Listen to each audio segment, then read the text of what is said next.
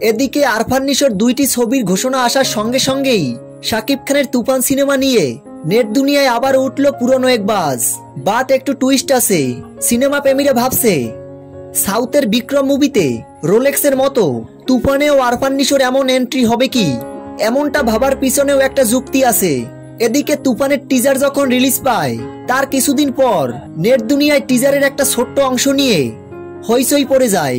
এই যে এই রহস্যময় ব্যক্তিটি আসলে কে সেটা নিয়েই প্রশ্ন সকল সিনেমা প্রেমীদের। কেউ কেউ বলছে এই ব্যক্তিটি হতে পারে আরফান নিশো, অথবা কলকাতার যিশু সেনগুপ্ত, অথবা আরিফিন শুভ। তবে তুফানের ভিলেন হিসেবে নিশো থাকবে এমন একটা নিউজ উঠেছিল পুরো সোশ্যাল মিডিয়া জুড়ে, যেটা পরে নির্মাতা রায়ান রাভি ক্লিয়ার করেছিল যে এই গুঞ্জনটা ভুয়া, এটা সত্য নয়। কিন্তু তিনি ক্লিয়ার করলেও আরফান নিশো থাকার বিষয়টা কিছুতেই পিছু ছাড়ল না। বারবার এই বিষয়টা উঠে আসছিল। তবে কি শাকিব খানের তুফানে আরফান নিশো কি শেষে এসে চমক দিবে? কি মনে হয় আপনাদের? তো ভিউয়ার্স, এ বিষয়ে আপনাদের কি মনে হয়? আরফান নিশো কি শেষে এসে চমক দিবে এই তুফান সিনেমায়?